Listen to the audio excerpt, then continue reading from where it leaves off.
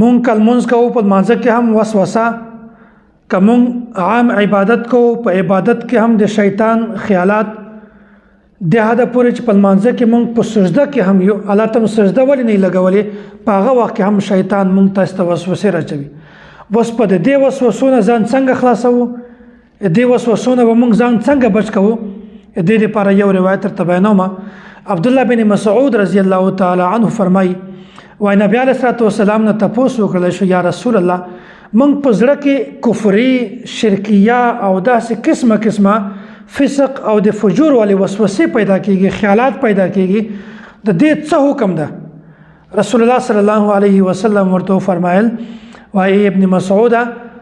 ذاک محض الایمان، وای دا شیطانی وسوسې دا خالص د ایمان علامت ده. په دې باندې د پریشانی هیڅ ضرورت نشته. خپل کار کې لګیا شه، خپل عبادت کوه، خپل نیک عمل کوه، خپل منځ کوه، د شیطان وسوسو طرف ته بالکل توجه هم مور کوه. دا شیطان یو داسې وسوسه انسان ته په ذهن کې ورچوي چې شیطان وسوسه دا پیدا کوي چې تا لمونځ شوی ده او که نه ده شوی، دا وسوسه ور واچوي چې تا لمونځ کوم کړی ده دا د صحیح لمونځ نه ده کړی، دا د په ټیم نه ده کړی، دا د غلط کړی، دا د تا عقیده ده، د بهرحال د شیطان وسوسې دي. نو پیغمبر علیه الصلوۃ والسلام وفرمایل چې دا د شیطان وسوسې دي، په دې پسې توجه مه کوئ، د دې د حقیقت سره هیڅ تعلق نشته. مونږ که سجده لګوو، مونږ که خپل تندی لګوو په ځمکه الله تعالی ته لګوو، مونږ که خپل سر ټیټوو دا الله تعالی ته ټیټوو، مونږ که په خپلو اندامو باندې سجده لګوو، ګونډې په ځمکه لګوو، سر ځمکه باندې لګوو، په ټولو اعضا باندې سجده کوو، مونږ الله تعالی کوو. د دې مطلب دا ده چې مونږ سجده الله ته کوو، غیر الله ته نه کوو. مونږ نه انسان ته سجده کوو، نه د انسان نه علاوه بل تشته بت ته سجده کوو. مونږ چې کله هم سجده کوو صرف الله تعالی ته سجده کوو. په دې وخت کې بیا ډېر زیات خلک په دې باندې پریشانه وي. یو کس ډاکټر عبدالحی عارفي رحمت الله علیه ته راغی او ورته وویل وایي زه ډېر زیات پریشان یم، ډېر په تکلیف کې یم، ډېر په مصیبت کې گرفتار یم. وایي زه چې کله لمونځ کوم په لمانځه کې د شیطان وسوسه وي دې حده پورې چې زه کله په سجده کې هم الله ته مې سر لګولی ولې نه وي، په هغه وخت کې هم شیطان ما ته وسوسې راچوي. نو بیا خو د ما د سجدې هېڅ فایده نه شوه، هسې ټیټول دي او پورته کول دي، چګول دي، لمونځ کول دي، د دې هېڅ فایده هم نشته. نو زه وایي په دې پریشاني کې مبتلا یم چې د دې پریشانۍ نه د ایستلو حل ته شی ده. حضرت ورته وویل وایي ته ما ته د دې خبرې جواب راکړه. هغه کس دا خبره ورته بیان کړې وایي د ما سجده ډېره پلیته ده، د ما سجده ډېره ګنده ده، ځکه چې په سجده کې ما ته غلط خیالات راځي، د شهوت وال خیالات راځي، د کفر وال خیالات راځي، د فسق وال خیالات راځي، د ګناهو وال خیالات راځي. نو وایي د ما سجده ډېره ګنده ده،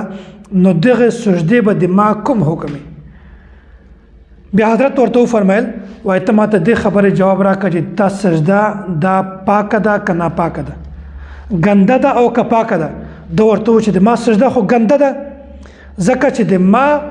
کوم منځ ده په لمانځه کې د ما شیطانی خیالات دي، د ما شهواني خیالات دي، د ما غلط فسق فجور وال خیالات دي. سجده کوم بیا هغه خیالات دي. نو چې په کومه سجده په کوم منځ کې داسې خیالات وي نو هغه سجده کله صحیح کېدلی شي؟ په دغه کې حضرت صاحب ورته وفرمایل وایي ګوره د تا سجده که چېرته پلیته وي بیا ته پلیته سجده الله تعالی ته مه کوه. الله تعالی خو یو پاک ذات ته، نو پاک ذات ته پاکه سجده پکار ده، نه داسې سجده چې هغه پلیته وي ګنده وي. نو وایي الله تعالی پاک ذات ته هغه ته پاکه سجده وغواړه. نو ما دپاره ما غوندې ګنده کس ته کمزوري کس ته دغه کمزوري او ګنده سجده ولګوه، ځکه چې زه هم کمزوره یم، زه هم ګنده یم، داسې سجده هم ګنده کړې ده. نو ده ورته وایي چې توبه توبه حضرت دا څرنګه خبره کوي؟ نو زه څرنګه تا ته یو سجده ولګوم، څرنګه یو انسان ته سجده ولګوم، څرنګه په مخلوقاتو کې زه چا ته سجده ولګوم؟ نو حضرت خبره ورته بیان کړله وایي ګوره په خبره باندې ځان پوهېږه. خبره باندې ځان پوهېونه مطلب دا ده وایي تا چې کله ما ته د سجدې نه انکار وکړي د دې مطلب دا ده چې دا سجده د الله تعالی دپاره ده. غیر الله لپاره سجده نشته د تا دا سوچ چې د ما سجده ګنده ده دا سوچ د غلط ده دا وسوسه دا خیال دا هم شیطان درڅولی دا وسوسه دا خیال دی هم غلط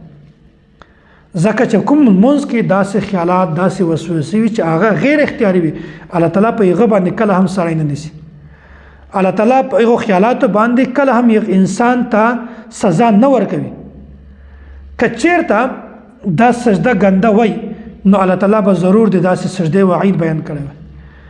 الله تعالی به ضرور د داسې سجدې کولو باندې یخته د سزا ترتیب بیان کړی وي نو الله تعالی نه وعید بیان کړی ده نه د ګناهو ولا خبره بیان کړې ده او نه تکلیف مشقت بیان کړی ده د مطلب دا ده چې دا سجده په هر حالت کې پاکه ده دا نه پاکه سجده نه ده دا د الله تعالی لپاره ده غیر الله لپاره نه ده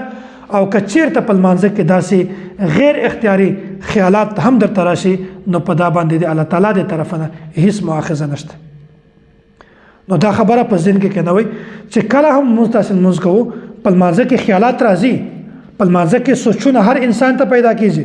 په لمانځه کې داسې فکرونه هر انسان ته راځي شیطانی وسوسې وي دا مطلب دا نه ده چې د مال لمونځ خراب شي دا غیر اختیاري شی ده غیر اختیاري شی باندې الله تعالی کله هم انسان نه نیسي